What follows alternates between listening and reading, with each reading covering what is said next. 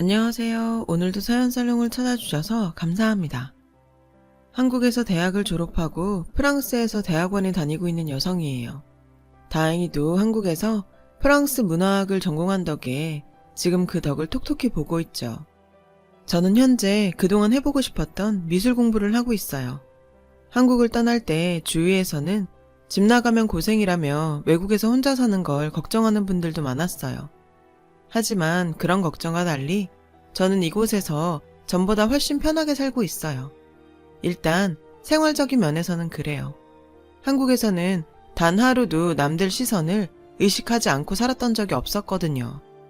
어디를 가나 사람이 있는 곳이라면 고개를 숙이기에 바빴어요. 저를 본 사람이라면 누구나 저를 다시 쳐다보곤 했으니까요. 그건 바로 제 얼굴과 외모 때문이었죠. 저는 호녀라예요.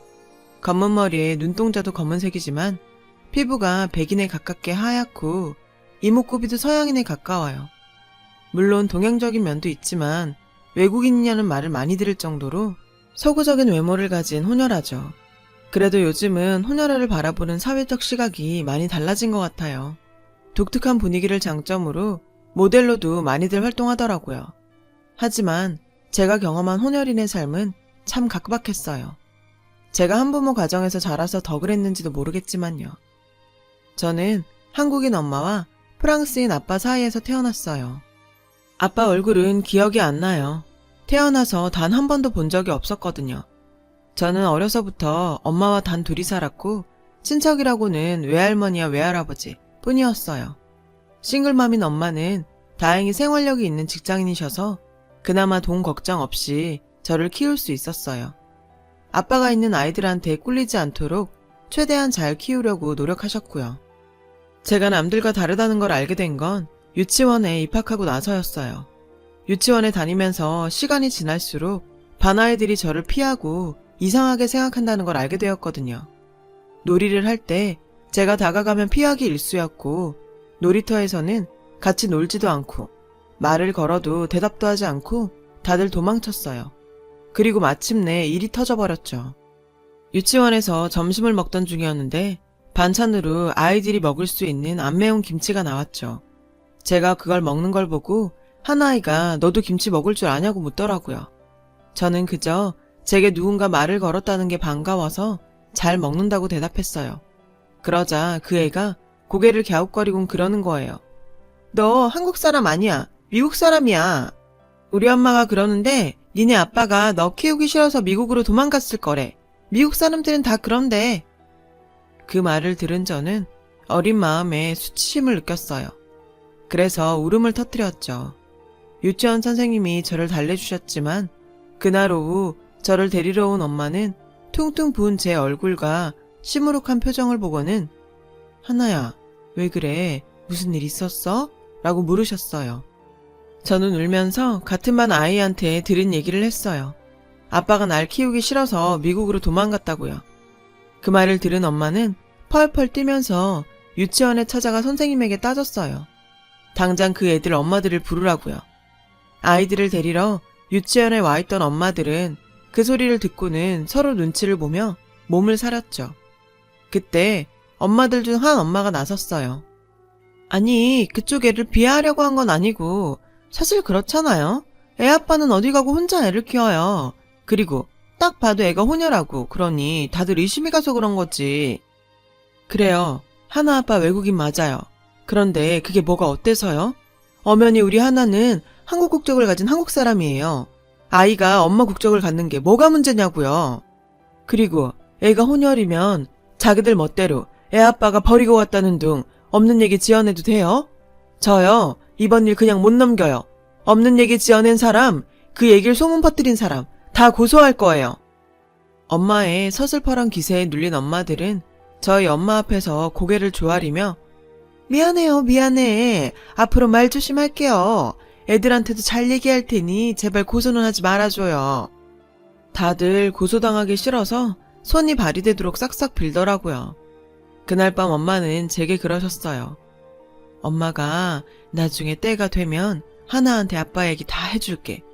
그리고 아빠는 하나를 버리지 않았어. 아빠가 얼마나 멋진 사람인데.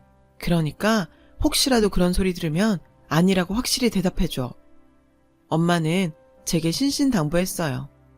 전 그날 엄마를 보고 그런 생각을 했어요. 나도 엄마처럼 강한 사람이 되겠다고요. 아이들은 그날 이후 제게 아빠 얘긴 하지 않았지만 가끔 새로 들어온 아이들은 제게 왜 외국인처럼 생겼냐고 물었어요. 그럴 때마다 저는 아빠가 외국인이라서 그렇다고 당당하게 말했어요. 제가 당당하게 말하자 아이들은 더 이상 아무 말도 묻지 않았죠. 저는 어디를 가나 튀었어요. 초등학교에 들어가자 아이들의 놀림은 더 심해졌어요. 대놓고 어느 나라에서 왔냐고 묻기도 했고 왜 아빠랑 같이 안 사냐고 노골적으로 캐묻기도 했어요. 하지만 그건 양반이었죠. 개 중에는 저를 보고 잡종이라고 하는 애들도 있었어요. 얼굴이 하얗다고 귀신 같다고 놀리기도 했고요. 하지만 학년이 올라갈수록 아이들이 철이 들어 그런가 놀림은 덜했어요. 그럼에도 혼혈아를 보는 사회의 시선은 그리 곱지 않았죠. 한국 여자가 혼혈 자식을 혼자 키운다는 소문은 빠르게 퍼졌고 저는 학년이 바뀔 때마다 입방아에 오르내렸어요. 심지어 공개 수업날 참관을 하러 온 엄마들이 수업 내내 뒤에서 저희 엄마 뒷담화를 하기도 했어요. 다행인지 불행인지 엄마는 그날 회사 일 때문에 학교에 못 왔거든요. 그래서 그 얘기를 듣지 않아도 됐지만 저는 고스란히 그 얘기를 듣고 말았죠. 하나같이 말도 안 되는 소리들이었어요. 서양 남자랑 살아본 여자라서 한국 남잔 성에 안 차 재혼도 안 하는 거라고. 혼자 벌이로 애 키우는 곳 사는 걸 보니 애아빠한테 위자료로 많이 뜯어낸 모양이라고 수군거렸어요. 저는 모욕적인 그 말을 들으면서 입술을 꽉 깨물고 참았어요. 차라리 엄마가 못 온 게 다행이라고 생각하면서요. 먼 눈에 뭐만 보인다고 지금 생각해도 저질이에요. 엄마가 이런 얘기를 들었다면 얼마나 슬펐을까 생각하니 그래도 참을만 하더라고요. 그날 저녁 퇴근한 엄마는 참관 수업에 못 가서 미안하다고 했어요. 저는 애써 밝은 표정으로 별거 없었다고 말했죠. 하지만 그런 제 표정을 보고 엄마는 금방 알아채더라고요. 왜? 엄마들이 뭐라고 했어? 무슨 말을 들었는지 모르겠지만 신경 쓸 거 없어. 엄마는 부끄러운 짓 한 거 없으니까 그런 사람들 입방아에 슬퍼하기엔 시간이 너무 아깝잖아. 엄마는 저를 꼭 안아주셨어요. 저는 엄마가 얼른 아빠 이야기를 해주길 바랬어요. 그리고 나중에 아빠를 만나면 엄마랑 내가 이렇게 힘들었다고 투정을 부리고 싶었죠. 그러나 인생은 어떻게 될지 모른다고 하더니 그 말이 딱 맞더라고요. 제가 중학교 2학년이던 15살 때 엄마가 교통사고를 당해 갑작스레 세상을 떠나셨거든요. 외할머니는 저를 안고 어떻게 하나만 두고 그렇게 가냐고 불쌍한 내 소녀는 어쩌냐고 우셨어요. 외할아버지께서는 슬픔을 애써 감추시곤 홀로 장례식을 치르셨고요. 저는 정말 탈진할 정도로 울어서 조문객들이 걱정을 할 정도였어요. 나의 전부나 다름없던 엄마가 세상을 떠났다는 게 믿겨지지 않았죠. 세상에 혼자 버려진 것 같았어요. 게다가 아빠에 대한 얘기도 이제 영영 들을 수 없게 되었다는 사실이 더욱 저를 힘들게 했어요. 제가 아빠에 대해 들을 수 있었던 건 조문객 중 한 분이 했던 말뿐이었어요.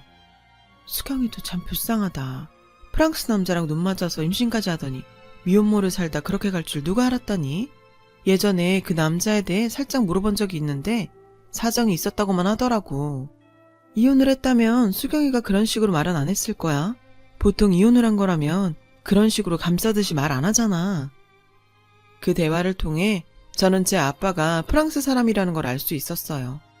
하지만 아빠에 대한 정확한 얘기는 더 이상 들을 수가 없었죠. 그 얘기를 들려줄 사람이 세상 어디에도 남아있지 않다는 걸 깨닫자 세상의 절반이 떨어져 나가는 기분이었어요. 장례식이 끝나고 저는 외갓집으로 가게 되었어요. 학교도 그 동네 학교로 전학을 갔고요. 엄마가 자랑스러워할 수 있는 딸이 되려고 정말 열심히 노력했어요. 외할머니 외할아버지 말씀도 잘 듣고 두 분 앞에서는 최대한 엄마가 그리운 티를 안 내려고 노력했어요. 그렇게 시간이 흘렀고 엄마를 잃은 슬픔도 조금씩 아물어갔어요. 고3이 되고 본격적으로 입시 준비를 하게 되었어요. 큰 부자는 아니었지만 상가에서 월세를 받고 계셨던 외할아버지 덕분에 저는 걱정 없이 공부를 할 수 있었죠. 무사히 수능 시험을 마치고 성적표가 나오자 학교에선 대학의 원서 내기에 앞서 진로 상담이 시작됐어요. 친구들은 취직이 잘 되는 학과를 고르고 있었지만 저는 그와는 상관없이 프랑스 문화학과를 선택했어요. 아빠를 만날 수 없다고 해도 내 반쪽의 혈통에 대해 알고 싶었거든요. 그래서 프랑스에 관한 공부를 해야겠다 생각했고 과도 그렇게 정하게 되었죠. 저는 다행히 원하던 프랑스 문화학과에 합격을 했고 대학생이 되었어요. 성적이 좋아서 장학금도 받았고 방학엔 아르바이트도 해서 용돈을 모아 할머니 할아버지께 용돈도 드렸죠. 외할머니는 제가 드린 용돈을 지그시 내려다보시곤 이걸 아까워서 어떻게 쓰냐며 눈물을 흘리셨어요. 그래서 저는 나중에 취직하면 용돈도 더 많이 드릴 테니 걱정 말고 쓰시라고 했죠. 어느덧 대학교 4학년이 되고 졸업과 취업 준비를 해야 하는 시기가 됐어요. 저는 제 전공인 프랑스어를 써먹을 수 있는 곳에 취직을 해야겠다 생각을 하곤 외국 계열 회사에 이력서를 넣었어요. 그러던 중 한 곳에서 연락을 받게 되었죠. 이메일로 연락이 왔는데 제가 생각했던 내용과는 다른 내용의 메일이었어요. 제가 살면서 받은 메일 중 가장 큰 충격을 준 메일이었죠. 아무래도 내가 당신 아빠인 것 같아요. 메일의 시작은 이랬어요. 솔직히 처음에는 스팸 메일인가 했어요. 그래서 의심스러운 눈초리로 메일을 읽어 나갔죠. 메일을 보낸 사람은 자신을 샤를이라고 소개하고 있었어요. 당신의 이력서에 있는 이름과 생년월일 등을 봤을 때 당신이 내 친딸일 가능성이 높아 보여서 개인적인 메일을 보냅니다. 나는 과거 프랑스에서 한국 여자와 사귄 적이 있어요. 그녀는 근처 카페에서 아르바이트를 하고 있었죠. 우리는 만난 지 얼마 안 되고부터 사랑에 빠졌습니다. 결혼을 약속하고 함께 살던 중 그녀는 비자가 만료돼서 한국으로 돌아갔고 이후 그녀로부터 임신과 출산 소식을 들었습니다. 딸이라고 했고 이름은 하나라고 지었다고 하더군요. 그런데 갑자기 그녀가 연락을 끊었고 나는 그녀를 찾으려고 했지만 찾지 못했습니다. 약 5년이 지난 후 당신의 딸이에요라는 말과 함께 어린 소녀의 사진이 한 장 도착했습니다. 연락처도 주소도 이름도 없었어요. 그러나 그녀가 보냈다는 걸 알 수 있었죠. 믿기 힘들겠지만 부디 이메일을 신중히 읽어주시고 연락 주시기 바랍니다. 이것만 보면 그냥 사기 아니야? 하고 넘어갈 수도 있었어요. 그런데 제가 그럴 수 없었던 것은 메일에 첨부된 사진 때문이었어요. 자신의 약혼녀였다고 설명이 붙은 그 사진은 바로 제 엄마였거든요. 엄마의 젊은 시절 사진이요. 손이 떨리고 눈물이 나려고 했지만 저는 침착하게 마음을 가라앉히고 답장을 보냈어요. 그리고 얼마 뒤 답장이 왔어요. 저는 SNS 주소를 알려주고 연락을 하라고 했어요. 그렇게 우리는 메시지를 주고받을 수 있었죠.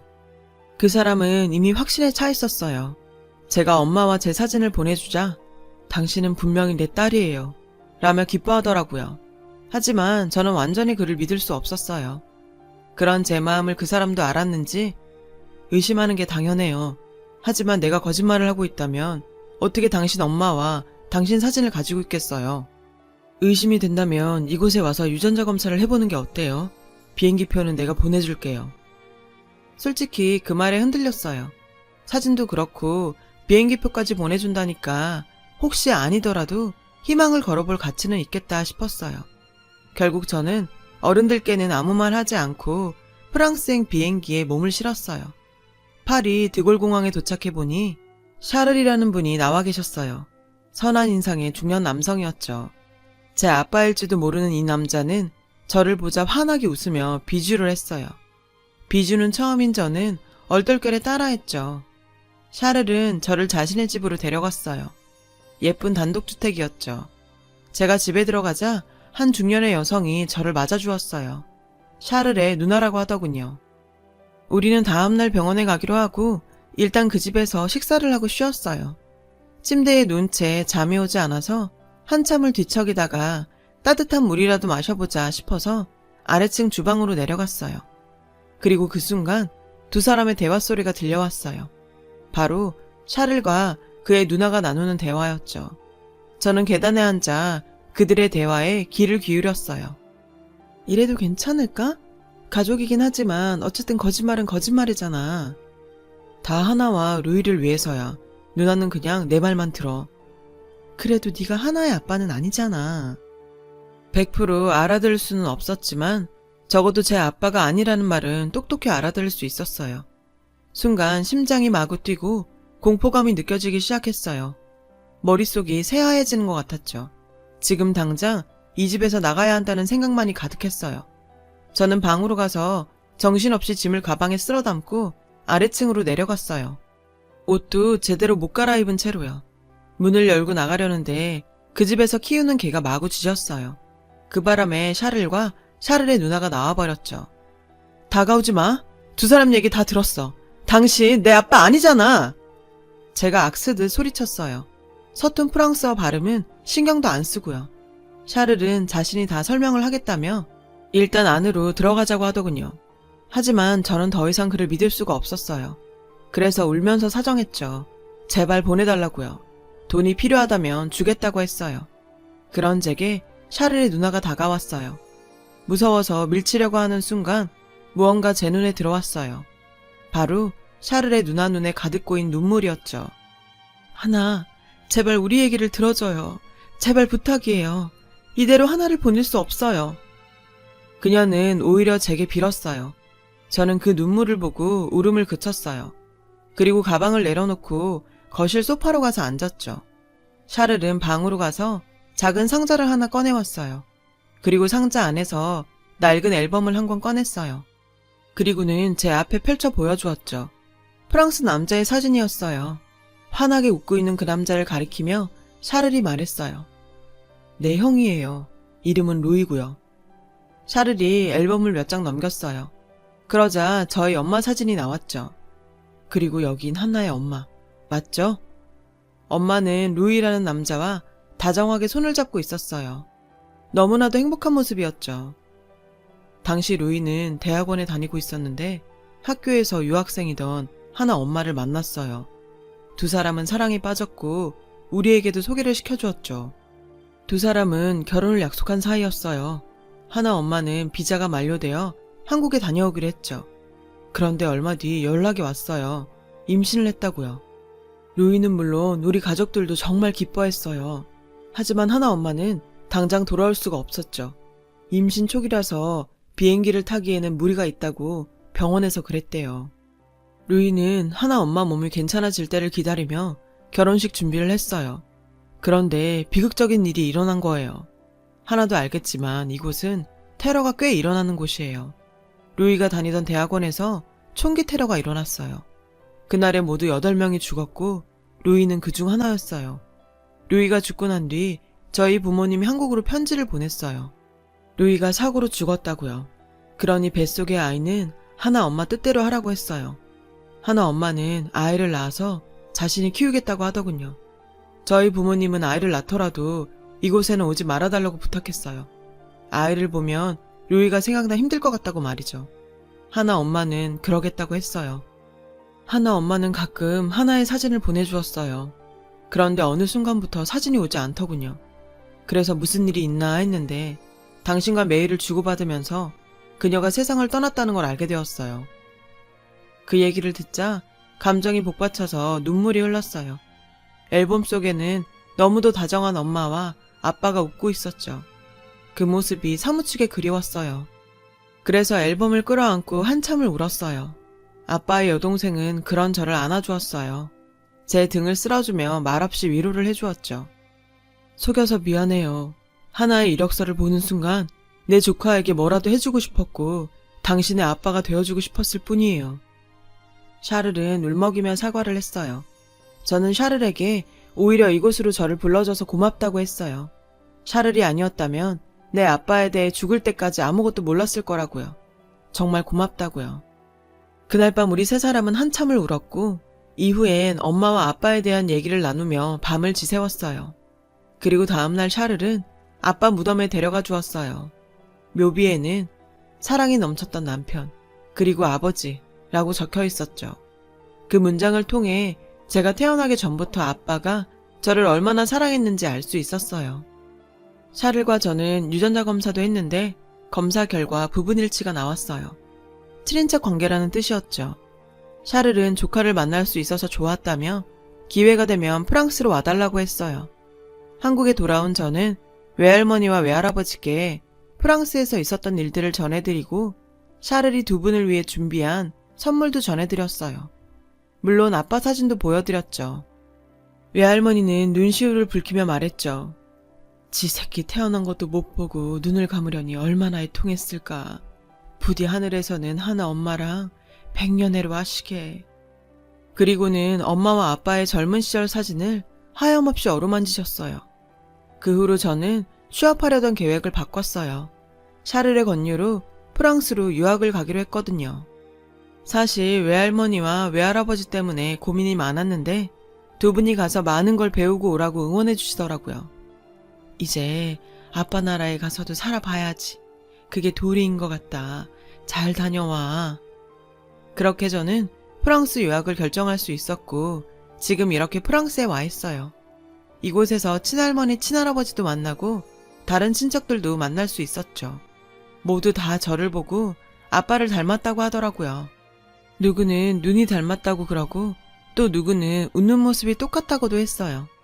그 말을 들으니 잃어버린 반쪽을 찾은 기분이었죠. 비록 아빠는 만나지 못했지만 그래도 아빠의 가족들을 만날 수 있어서 너무도 가슴이 벅차요. 저를 키워주신 할머니, 할아버지도 계시고 제 마음속에는 엄마와 아빠의 사랑이 있어서 더 이상 외롭지 않아요.